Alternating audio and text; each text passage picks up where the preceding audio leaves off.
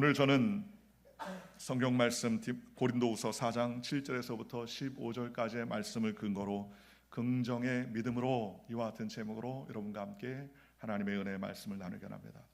우리 인생의 삶을 살 땐 우리가 원치 않던 원하던 누구나 다 고난과 역경과 어려움을 만나게 될 때가 있습니다. 가정의 문제 혹은 직장에서의 어려움 또는 건강의 문제나 관계 문제로 마음이 무너질 때가 있습니다. 그러나 오늘 성경 본문에 보면 사도 바울은 수많은 고통과 절망 속에서도 낙심하지 아니하고 낙담하지 아니하며 항상 긍정적인 믿음으로 살아갔습니다. 왜냐하면 그의 시선은 늘 문제에 초점을 맞추지 아니하고 문제가 아닌 예수님을 바라보는 믿음의 삶을 살았기 때문이라는 것입니다. 그러므로 오늘 사도 바울이 어떤 상황에서도 긍정적인 믿음을 가지고 살아갔던 것처럼 오늘 긍정의 믿음으로라는 제목으로 하나님의 말씀을 나누기를 원합니다. 첫째로 우리가 알아야 될 것은 우리는 연약한 질그릇 속에 살며 우리 안에 보배를 담고 있다는 겁니다. 오늘 성경에 사도 바울이 이렇게 말합니다. 우리가 보배를 질그릇에 가졌으니 라고 말합니다. 한마디로 말하면 우리는 뭐다? 우리는 질그릇이다 라고 말합니다. 질그릇은 유황을 바르지 않고 구운 그릇을 질그릇이라고 합니다. 유황을 바르면 매끈하고 세라믹이 도포되어 있어서 잘 깨지지 않습니다. 또 물도 들어가지 않습니다. 그러나 질그릇은 유황을 바르지 않고 구웠기 때문에 떨어뜨리면 쉽게 깨집니다. 그리고 연약합니다. 값도 싸지요. 그러니 연약한 모습을 질그릇이라고 표현하기에 부족함이 없을 것입니다. 질그릇은 이와 같이 우리의 인생을 대변하고 우리의 인생은 질그릇같이 연약하고 깨지기 쉬운 부족한 인생이라고 말할 수 있습니다. 그러나 진짜 중요한 것은 그 질그릇에 무엇을 담고 있느냐가 중요한 것이죠. 그릇은 그 재료에 따라서 금으로 만들면 금그릇, 은으로 만들면 은그릇, 또는 구리로 만들면 구리그릇이라고 말할 수 있습니다. 일전에 제가 어떤 성도님 집에 간 적이 있는데 목사님 이게 은그릇입니다 하면서 보여주는데 은 99.9%의 은으로 쟁반을 만들어냈어요. 아 그러냐? 그러면서 은그릇을 본 적이 있습니다. 그런데 실제로 우리의 삶에 무슨 재료로 만들어진 것이 그릇의 명칭이 될 수 있지만 그 그릇 안에 무엇을 담았느냐에 따라서 그 그릇의 가치가 바뀔 때가 있다는 거예요. 그 그릇의 가치는 그 안에 무엇을 담아 있느냐라는 것에 가치가 바뀔 때가 있습니다. 아무리 질그릇이고 하찮은 그릇이라 할지라도 그 안에 귀중한 보배가 담겨 있으면 그건 보배로운 그릇이 될 수가 있게 되더라는 것입니다. 그러니 우리의 질그릇 같은 인생이 거룩해지고 보배롭게 될 수 있는 방법이 딱 하나 있는데 그것은 뭐냐? 우리의 질그릇 같은 인생에 바로 보배 되신 예수님이 우리 안에 거하시기 때문에 우리는 질그릇이지만 보배로운 그릇이 될 수 있다는 것입니다. 그래서 우리의 가치는 외적인 조건, 질그릇의 가치에 따라서는 아무것도 아닌 것 같지만 그러나 우리 안에 계신 그리스도로부터 우리의 가치가 나오게 되더라는 거예요. 그러니 긍정적인 믿음의 사람은 자신의 연약함을 탓하지 않고 주 안에 그리스도를 바라보게 되더라는 것입니다. 오늘 저와 여러분이 나를 바라보면 낙심이요, 나를 바라보면 낙담이요, 나를 쳐다보면 소망이 없지만 그러나 우리 안에 계신 예수님을 바라보면 소망이요, 우리 안에 예수님을 바라보면 언제나 긍정일 수 있다는 사실을 기억하고 주님 앞에 나아가기를 주 예수의 이름으로 간절히 축원합니다. 어느 골동품 가게에 한 아이가 낡은 그릇을 주워들었습니다. 먼지가 덮여있고 금이 간 그릇이었지만 그 그릇 안에 자세히 보니까는 중요한 황금이 들어가 있어요. 겉으로 보기엔 쓸모없어 보이지만 실제 가치는 그 안에 무엇이 있느냐에 따라 바뀌지 않습니까? 여러분 금이 간 그릇인데 그 그릇을 사겠습니까? 사지요. 왜냐하면 그 안에 골동품 또 귀중한 황금 덩어리가 들어가 있기 때문이라는 것입니다. 우리의 인생도 마찬가지입니다. 우리는 질그릇 같지만 예수님이 계시기 때문에 소중하며 귀한 존재라는 것입니다. 일전에 미국의 프로그램 중에서 어떤 허름한 창고를 갖다가 경매하는 그런 내용을 봤습니다. 창고를 경매하는 것이 아니라 창고 안에 있는 물건을 경매하는 거예요. 그런데 한 가지 재밌는 것은 그 창고 안을 열어볼 수가 없는 겁니다. 주인이 그 창고에 짐을 잔뜩 맡겨놓고 떠났는데 이게 창고에 비용도 나중에는 내지 아니하고 수년 동안이나 연락도 되지 않으니까 그게 창고 주인에게 귀속이 됐어요. 그런데 그 창고 주인이 그것을 열지 아니하고 그 경매에 팔았습니다. 열어봐서 가치를 정하지 아니하고 어쨌든 그 창고 안에 있는 것은 경매 낙찰받은 사람 것이니 경매를 붙였더니 그 프로그램 보니까는 어떤 사람이 2,000불의 그 창고를 낙찰받았어요. 그 프로그램에 야 이제 이 안에 2,000불이 있는지 아니면 2,000불에 대한 가치가 없어 2,000불을 알릴지 한번 두고 봅시다.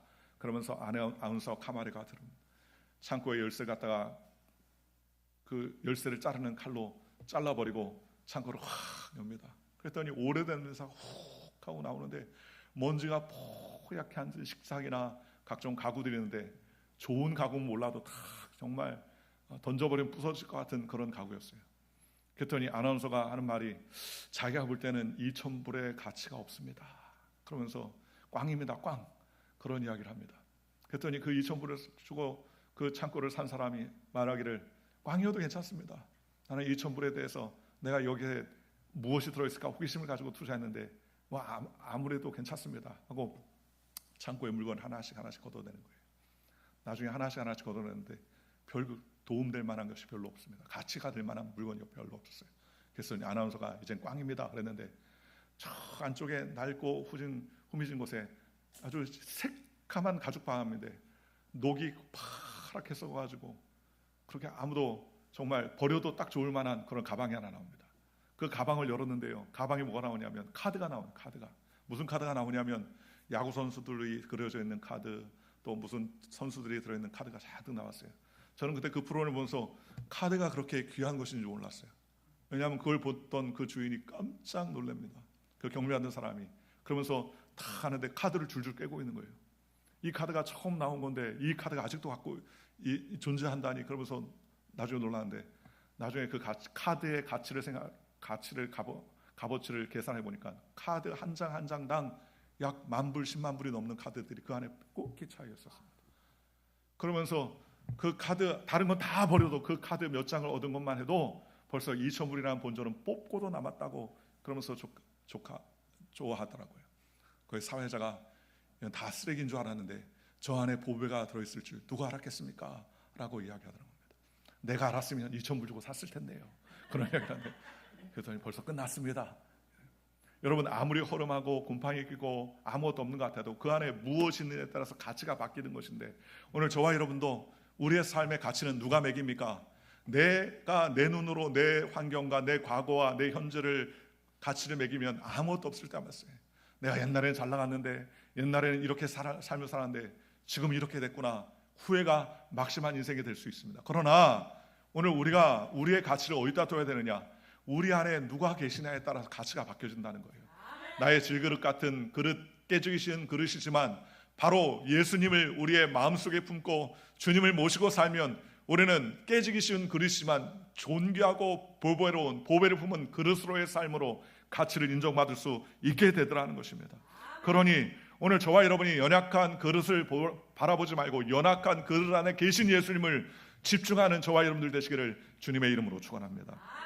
두 번째, 사도 바울은 환난 속에서도 낙심하지 않는다고 그렇게 이야기했습니다. 사도 바울은 이렇게 고백합니다. 우리가 사방으로 우겨쌈을 당하여도 쌓이지 않는다. 답답한 일을 당하여도 낙심하지 않으며 박해를 받아도 버림받지 아니하며 거꾸로 트림을 당해도 망하지 않는다라고 이렇게 고백했습니다. 이게 무슨 말씀입니까? 바로 이것이 긍정의 믿음의 고백입니다. 왜냐하면 사방에 우겨쌈을 쌓는데 나는 쌓이지 않는다. 답답한 일을 만나도 보통 사람은 아유 낙심이다, 아유 큰일 났다, 이젠 끝장이다 낙심하지만 예수 믿는 사도 바울은 답답한 일을 만나도 나는 낙심하지 않는다. 또 박해를 받아 버림받은 것 같아도 나는 버림받지 않는다. 왜냐하면 예수님이 계시기 때문이다. 또 거꾸로 됨을 당하면 사람들은 이제 완전히 망했다, 나는 끝났다라고 말하지만 사도 바울은 거꾸로 트림을 당하여도 망하지 않는다라고 이렇게 고백했습니다. 한마디로 말하면 현실은 칠흑같이 어둡지만 하나님이 우리와 함께 하시니까 나는 무너지지 않고 끝까지 하나님의 은혜 안에서 산다라는 믿음의 고백을 하게 됐다는 것입니다. 문제를 바라보는 시각이 아니라 하나님을 바라보니까 긍정적인 삶을 살 수 있으며 긍정의 믿음으로 고백할 수 있었다는 것입니다. 긍정은 단순히 낙관적인 인생이 아닙니다. 그렇잖아요. 도둑놈 셋이 모여가지고 오늘 밤 10시 넘어가지고 12시쯤 됐을 때 저 큰 집을 한번 털어보자. 한 도둑놈이 하는 말이 야, 저 큰 집에 시키리스들도 있고 또 개들도 있고 야, 우리가 잘못하면 큰일 나지 않겠느냐 했더니 이 도둑놈 리더 도둑이 하는 말이 조용히 놓고 할 수 있다, 하면 된다, 해보자. 여러분, 이게 긍정이에요? 아니에요. 긍정이 아니에요. 도둑놈이 할 수 있다, 해보자, 하면 된다 하면 그건 긍정이 아니라 부정입니다. 왜요? 남의 것 훔치고 남의 것을 빼앗고 사람을 해치는 일에 앞장선다면 그건 긍정이 아니죠. 그러니 우리가 환경을 바라보고 잘 되겠지 하는 것은 긍정이 아닙니다. 그건 낙관이죠. 낙관. 세상 사람들의 말하는 낙관입니다. 근거 없는 낙관입니다. 그건 긍정이 아닙니다. 진짜 긍정은 뭐냐? 진짜 긍정은 바로 하나님입니다. 예수님이 우리에게 긍정이 되어주신 것입니다. 하나님이 함께 하실 때 긍정이요, 하나님이 함께 하신다는 믿음이 진짜 우리에게 긍정입니다. 환난과 역경과 어려움이 다가와도 하나님이 나와 함께 하신다 믿음으로 고백하면 하나님께서 역사하십니다. 우리가 잘 아는 요셉은 그는 수많은 고통과 어려움을 당했습니다. 형제들이 미움을 받았습니다. 또 종으로 팔려갔습니다. 하지 않은 일에 감옥에 들어갔습니다. 그럼에도 불구하고 요셉은 낙심하지 않았습니다. 그가 총리가 되어서 첫 번째 아들을 낳았고 두 번째 아들을 낳았을 때 에브라임과 므낫세라고 이름을 지었습니다. 왜 그렇게 지었어요? 하나님이 나의 모든 슬픔을 거두하시고 나에게 인내로서 승리하게 하셨다. 갑절에 축복을 주셨다. 하나님 앞에 이런 믿음의 고백을 했습니다. 왜 이렇게 고백했습니까? 그것은 바로 하나님이 함께 하셨기 때문입니다. 그래서 요셉은 환경이나 상황을 바라보며 낙심한 인생이 아니라 그런 상황에서도 하나님을 붙들고 주님을 의지했기 때문에 긍정의 삶을 살 수 있었다는 것입니다. 사도 바울은 오늘 8절에 사방으로 우겨쌈을 당하여도 쌓이지 않고 답답한 일을 당하여도 낙심하지 않는다라고 고백했습니다. 믿음의 길은 어려움이 많습니다. 그러나 낙심하지 않는 것은 우리 안에 예수님의 부활의 생명을 가지고 있기 때문이라는 것입니다. 그러니 우리는 어떤 경우에서 낙심하지 않습니다. 낙담하지 아니하며 하나님의 은혜 가운데 나아가는 저와 여러분들 되시기를 주 예수의 이름으로 간절히 축원합니다. 인도에 선교사로 왔던 존 스탠리라는 선교사님 계십니다. 존 스탠리라는 선교사님은 지금은 이제 옛날에 인도하고 지금은 이제 세상을 떠나고 천국에 가신 분이지만 그 존 스탠리 선교사님이 나이가 많이 되었을 때 큰 어려움이 생겼습니다. 혈관이 다 문제가 생기고 터지고 또 뇌출혈로 인하여서 몸에 만취하게 되었습니다. 병원에 갔어요. 병원에 갔더니 의사들이 얘기합니다. 선생님, 도저히 살 가망이 없습니다. 당신은 6개월도 버티지 못할 겁니다 라고 이야기했습니다. 그런데 존 스탠리 선교사님이 하는 말이 예수님이 나와 함께 하시면 나는 가능합니다. 그러면서 믿음으로 고백합니다. 그러면서 의사들은 아닙니다. 살 수 없습니다 라고 이야기합니다. 존 스탠리 목사님 화면에 한번 보여주세요. 이 존 스탠리 선교사님은 그런 어려운 가운데서도 의사에게 부탁을 했어요. 의사 선생님, 내 병실에 들어올 때 스탠리야, 나사렛 예수의 이름으로 걸어라 라고 그렇게 선포해 주십시오. 의사들마다 부탁을 합니다. 또 간호사들에게 부탁을 합니다. 존 스탠리야, 나사렛 예수의 이름으로 일어나 걸어라, 치료함 받아라, 이렇게 선언해 주십시오. 그렇게 부탁을 합니다. 그랬더니 쭈뼛쭈뼛 의사들이 말을 못해요. 왜냐하면 저 죽을 것 같은데 왜 자꾸 일어나고 하냐고. 그런데 스탠리 선교사님이 얼마나 간곡히 부탁하는지 그때부터 의사들이 들어올 때마다 스탠리야, 나사렛 예수의 이름으로 일어나 걸어라, 치료함 받아라, 그렇게 얘기했습니다. 그래서 의사들이 항상 이제는 스탠리 선교사님의 병실에 들어오기만 하면 존 스탠리야, 나사렛 예수의 이름으로 일어나라, 치료함 받아라. 간호사들도 들어오면 아예 루틴처럼 그 병실에 들어오면 존 스탠리야, 예수의 이름으로 일어나 걸어라, 치료함 받아라, 그렇게 얘기했습니다. 그리고 무려 6개월 동안이 시간이 지났는데 처음에는 의사들도 자기가 이야기해놓고서 쭈뼛쭈뼛했었는데 나중에는 한 달, 두 달 지나니까 오자마자 확 웃으면서 나사렛 예수의 이름으로 존 스탠리야 일어나라 하면서 선언하는데 정말 6개월 만에 깨끗하게 낫고 치료 받았어요. 그리고 그는 다시 인도에 돌아서 20년 동안 선교하다가 그는 하나님의 나라에 갔습니다. 의사들이 다 할 수 없다, 못한다, 이젠 끝났다라고 얘기했는데 스탠리에겐 소망이 있어요. 누가 소망입니까? 치료의 예수님을 바라본 거예요. 치료의 예수님을 바라보니까 치료의 예수님 의지하니까 치료의 예수님을 통하여서 매일마다 낙심이 되고 낙담이 되는데 의사들이 찾아와서 스탠리야, 예수의 이름으로 일어나 걸어라. 간호사들도 스탠리야, 예수의 이름으로 치료받아라. 그러면서 이야기하니까 그 말씀에 힘을 얻고 그가 치료를 받고 무려 20년 동안이나 더 하나님의 복음을 증거하다가 하나님께 나갔는데 나중에는 이 존 스탠리 목사님이 우리는 잘 그 이름을 생소한데 전 세계적으로 세계 선교사 중에 가장 으뜸으로 인정받을 만한 귀한 선교사님으로 헌신하다가 하나님의 나라에 갔습니다. 환경이 아무리 지륵같이 어두워도 하나님을 의지해야 되는 것입니다. 하나님을 의지하면 책임져 주시고 은혜를 베풀어 주시는 것입니다. 우리가 환난 속에 낙심하지 않아야 될 것은 바로 하나님이 우리와 함께 하시는 것입니다. 어느 농부가 당나귀를 깊은 우물에 빠뜨렸습니다. 농부는 꺼낼 방법이 없어요. 그랬더니 사람들이 흙으로 이구동성으로 말하기를, 저 낙나귀가 저렇게 고통받다가 죽을 텐데 너무 불쌍하다. 차라리 그 흙을 퍼서 그냥 매장을 하는 게 낫겠다. 그렇게 이야기를 합니다. 그래서 흙을 퍼서 우물을 메우기로 결정했어요. 그래서 주인이 흙을 퍼서 당나귀 갇혀있는 우물에 한 바가지씩 집어넣는데, 당나귀가 그 흙을 등에 떨어뜨리면 몸을 흔들어가지고 흙을 떨어뜨린 다음에 한 발 한 발 밟고 일어서기 시작합니다. 아직 죽을 때가 안 됐다는 것이죠. 흙을 퍼놓을수록 계속 등어리에 있는 흙을 털어내고 밟기 시작했는데, 나중에 결국 우물 앞에 나올 정도까지 흙을 밟고 일어서서 나올 수가 있었다는 것입니다. 오늘 저와 여러분도 마찬가지입니다. 문제가 아무리 짓눌러도 우리가 그 문제 앞에 낙심하고 낙담하면 그 문제에 빠질 수밖에 없지만, 믿음으로 털어내고 밟고 일어나면 결국 높이 올라가 설 수 있게 되더라는 것입니다. 그러니 우리는 어떤 경우에선지 사도 바울같이 사방으로 우겨쌈을 당하여도 쌓이지 않습니다. 답답한 일을 당하여도 낙심하지 않습니다. 라는 믿음의 영상을 가지고 하나님께 나아가는 저와 여러분들 되시기를 주님의 이름으로 축원합니다. 또한 우리가 알아야 될 것은 긍정은 환경이 아니라 믿음에서 나온다는 사실입니다. 세상에서 말하는 긍정은 단순한 낙관주의일 수 있습니다. 그러나 성경적인 긍정은 무엇이냐? 환경이 아니라 예수님을 바라보는 것에서 믿음이 나오는 거예요. 사도 바울은 우리가 살아도 예수의 생명이 우리 몸에 나타나게 함이라 라고 그렇게 고백했습니다. 고난 중에서도 예수님을 바라보고 예수님을 증거하는 삶을 사니까 주님께서 책임져 주신다는 것입니다. 그러니 하나님의 은혜 가운데 살아가는 믿음의 백성이 되어야 될 줄로 믿습니다. 어떤 상황과 환경 가운데서 하나님께서 우리의 삶을 책임져 주신다, 주님을 바라봐야 된다는 그러한 사실을 기억하며 고백하는 저와 여러분들 되시기를 주님의 이름으로 축원합니다. 이제는 소천하신 강영우 박사님, 백악관의 보좌관 차관보까지 지낸 입지전적인 인물이 있습니다. 우리나라의 최초의 맹인 박사예요. 그런데 이분은 아버지가 어린 나이에 먼저 돌아가시고 중학교 1학년 때 아이들하고 축구하다가 축구공에 탁 눈을 맞았는데 눈에 방막이 박리돼 버렸어요. 그래서 눈이 실명이 됐습니다. 한쪽 눈이 실명되더니 그 후부터인가 또 다른 눈이 방막이 되더니 두 눈을 다 잃었습니다. 어머니가 아들의 병 간호를 위해서 그렇게 무지하게 기도했어요. 그런데 과로로 어머니가 돌아가셨습니다. 아버지도 없고 어머니도 돌아갔어요.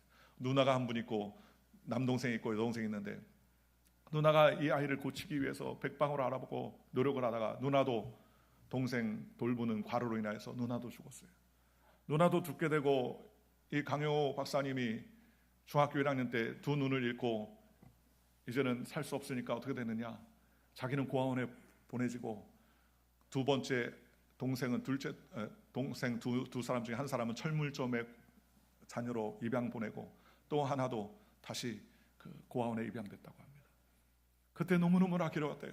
내가 눈을 떴으면은 우리 동생들을 데리고 어떻게든지 살아 있었는데 내가 눈을 뜨지 못했구나. 그는 눈물을 흘리면서 너무너무 괴로워했습니다. 그리고 중학교 1학년에 중퇴했어요. 중학교를 졸업을 못했습니다. 그리고 허송세를 보냈습니다. 그러다가 그가 나중에 하나님 말씀을 듣게 됩니다. 어떤 목사님 말씀을 전하는데 그 목사님 말씀이 하시기를 뭐라고 말씀하시느냐, 사람에게는 네 가지의 눈이 있다.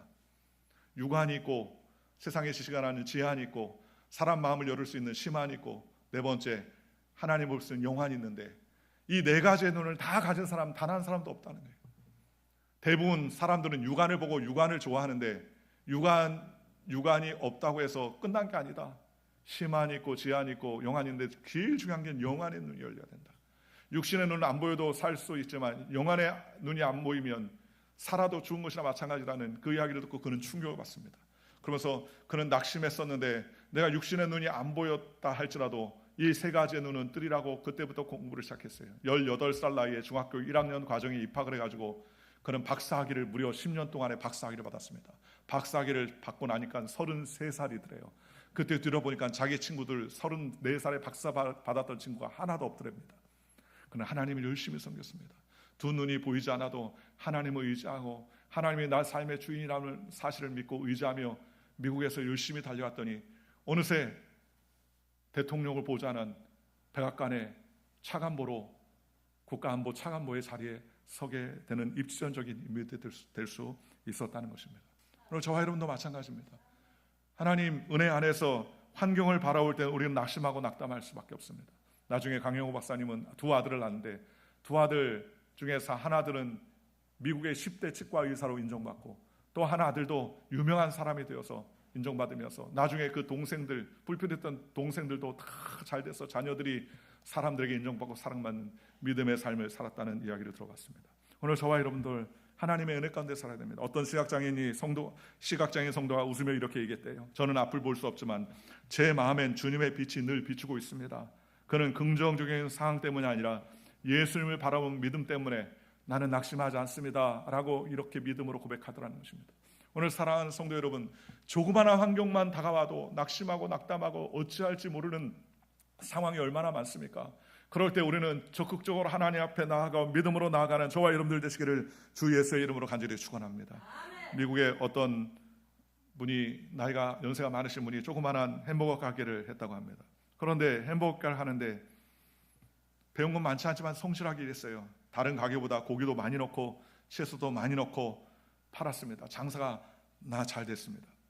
그리고 아들을 대학금 등록금 내고 아르바이트 몇 명도 고용하고 전공학도 만들어 달았습니다. 그런데 대학 다녔던 아들이 여름에 방학에 집에 오더니 아빠 지금 어느 시대라고 전광판을 붙이고 햄버거 가게에 채소와 고기를 이렇게 많이 넣느냐, 인건비도 많이 나가고 재료비도 나가고 전기세도 많이 나가는데 줄여야 된다.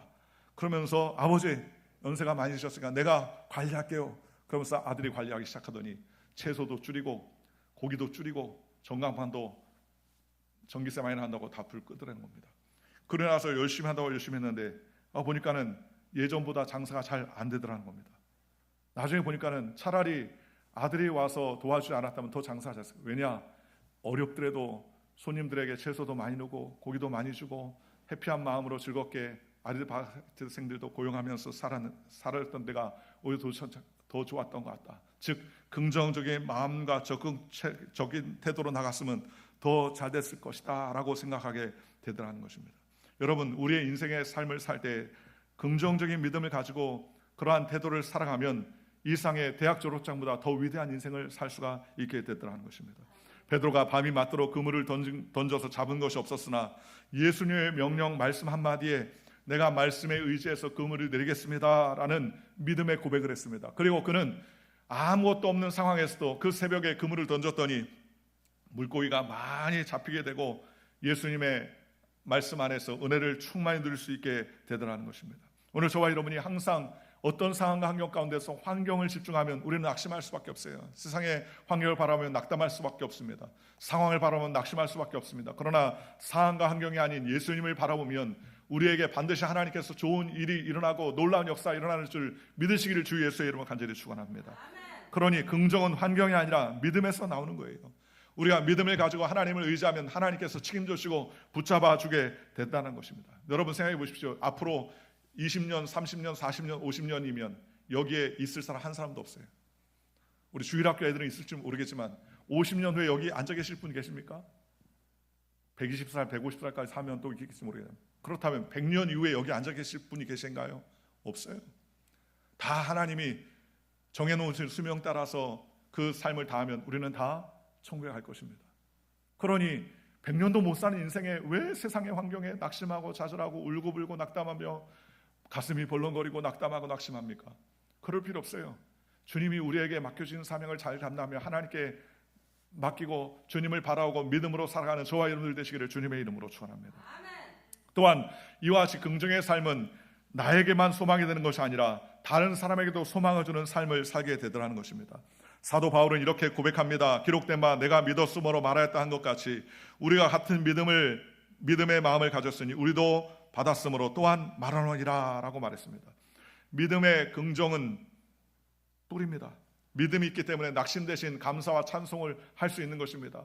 마가복음 5장에 보면 혈류병 12년 동안 혈병 든 여인에 대한 내용을 합니다. 그는 12년 동안이나 고통을 받았습니다. 피가 계속 흘러요. 의사를 만났지만 의사들이 고쳐줄 줄 알았는데 의사들을 만나고 난 다음에 병이 더 중요해졌습니다. 그리고 재물도 다 탕진했습니다. 그는 소망이 없습니다. 오늘 죽어도 이상하지 않을 만큼 그는 피폐한 인생의 삶을 살았습니다. 그런데 성경에 보니까 그가 예수의 소문을 들었다고 그랬어요. 예수님의 소문을 들었습니다. 예수님은 죽은 자도 살리고 병든 자를 치료해주고 아무런 돈도 받지 아니하며 예수님 앞에 나온 모든 사람을 깨끗하게 하신다는 이야기를 들었습니다. 그는 소망을 가졌습니다. 아, 예수님이라면 내 병을 치료하실 수 있겠구나. 그러나 내가 어떻게 감히 예수님께 병을 치료해달라고 할까? 그러나 내가 예수님의 옷자락만 만져도 주님의 옷자락만 만져도 나는 치료받을 수 있을 것이라는 소망을 가졌습니다. 그리고 예수님이 그 동네를 지나갈 때 그는 온 힘을 다해서 사람들 앞에 삐져나가서 예수님의 옷자락을 딱 잡았어요. 그때 자기의 몸에 혈류병의 근원이 깨끗하게 됐다는 것을 그는 직감했습니다. 그때 예수님께서 누가 내 옷에 손을 대었느냐라고 소리치셨습니다. 제자들이 말하기를, 예수님, 이렇게 많은 사람들이 예수님을 붙잡고 지나가고 스치고 붙잡는데 누가 예수님의 옷에 손을 대었나니요? 그게 무슨 말입니까? 라고 묻자 예수님께서 이야기하셨습니다. 그때 그 여인이 자기에게 대한 이야기인 줄 알고 예수님 발 앞에 무릎 꿇고 이야기를 했습니다. 주님, 내가 예수님의 옷자락을 만지면 내가 나을 것 같다는 소망을 가지고 붙잡았는데 정말 내 혈류병이 치료함 받았습니다 라고 이야기하자 예수님 뭐라고 말했습니까? 예수님께서 따라 평안할지어다, 다시는 질병으로 고통받지 말고 온전하여질지어다.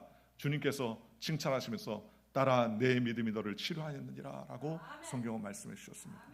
여러분, 우리가 긍정적인 믿음을 갖고 주님께 나오면 주님께서 우리의 삶을 해결해 주십니다. 예수님은 단 한 사람도 모른다 하지 아니하시고 비판하거나 정죄하지 않으셨습니다. 예수님께 나오는 모든 사람은 주님께서 치료해주고 깨끗게 해주셨습니다. 오늘 저와 여러분도 마찬가지입니다.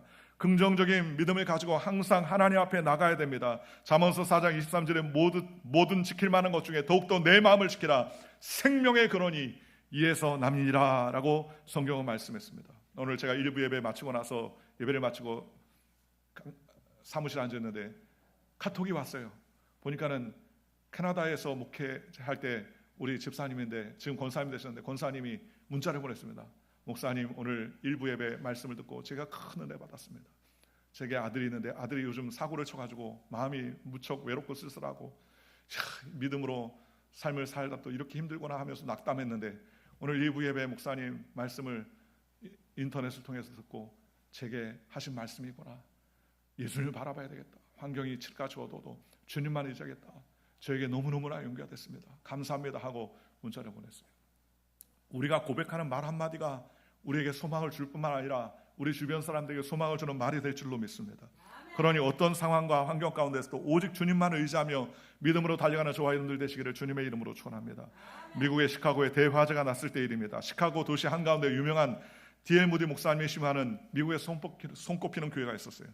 그런데 목사님 기자들이 말하기를, 목사님 항상 설교할 때 하나님은 살아계시고 능치 못함이 없다고 하셨는데 교회가 불탈 때 하나님은 뭐하고 계셨어요? 그러면서 쏘아 붙이듯이 이야기했었습니다. 하나님은 어디 계시나요? 하고 물었습니다. 그러자 무디 목사님은 기자들을 보면서 이렇게 얘기했습니다. 모르는 소리 하지 마십시오. 우리 교회가 너무 급속도로 성장해서 우리가 새 교회를 지어야 되겠다 생각했는데 새 교회를 지자니 헌교회를 무너뜨려야 되는데 헌교회를 무너뜨리는데 해체 비용이 너무너무나 막대했었습니다. 그런데 불이 나가지고 우리가 해체 비용도 하나도 들지 아니하고 하나님이 싹 해체해 주셨습니다. 그랬더니 기자들이 비웃으며 웃었습니다. 그러면서 하나님이 공짜로 철거해 주셨다고요? 그러면 다시 지을 돈은 어디 있나요? 그러면서 물었습니다. 그때 데일 무디 목사님은 낡은 성경을 보시면서 이 속에 다 들어있어요. 내가 하나님의 말씀의 약속을 가지고 하나님께 응답받지 못한 적은 단 한 번도 없습니다. 두고 보십시오. 하나님께서 말씀하시면 이 무너진 교회 위에 더 아름답고 아름다운 그러한 교회가 세워질 것입니다 라고 이야기했습니다. 사람들은 비웃었지만 D.L. 무디 목사님은 전보다 훨씬 크고 아름다운 교회가 지어질 수 있도록 있었고 그것을 통해서 하나님께 영광을 돌렸다고 말합니다. 오늘 저와 여러분도 마찬가지입니다. 하나님이 우리에게 주시는 가장 큰 선물은 뭐냐? 성경이에요. 성경에 있는 약속의 말씀을 우리가 받아서 말씀을 의지하고 하나님께 나가면 하나님께서 책임지시고 은혜를 베풀어 주시고 은총을 베풀어 주신다는 것입니다.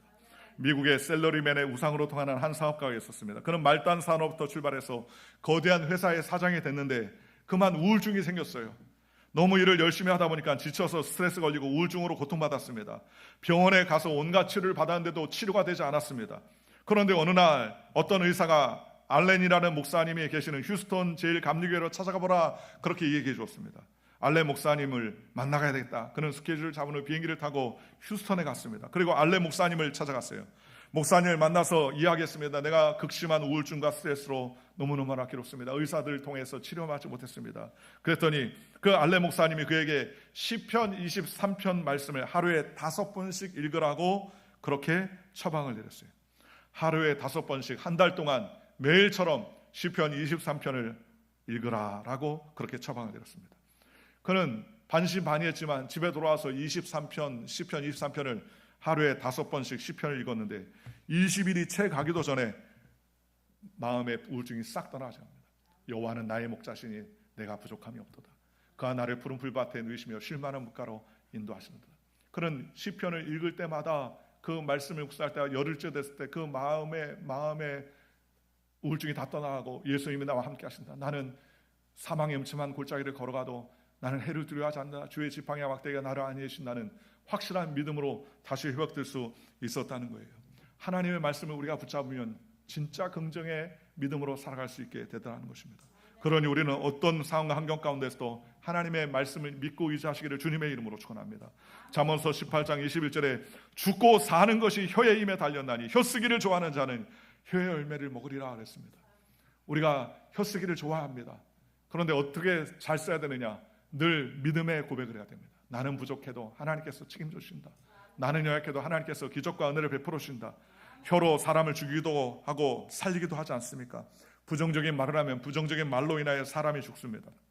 그러나 긍정적인 말을 하면 긍정적인 역사가 나타나는 것이죠. 앞서 이야기한 존 스탠리 목사님은 이와 같이 믿음으로 고백하고 믿음으로 선포했더니 믿지 않는 의사들이 나사렛 예수의 이름으로 명하노니 스탠리야 일어나라 하는 말을 듣고도 6개월 만에 그가 깨끗함 받지 않았습니까? 사랑하는 성도 여러분, 우리는 하나님 말씀하시길 너희가 이 땅에서 매면 하늘에서 매일 것이요 이 땅에서 풀면 하늘에서도 풀리리라 라고 말씀해 주셨습니다.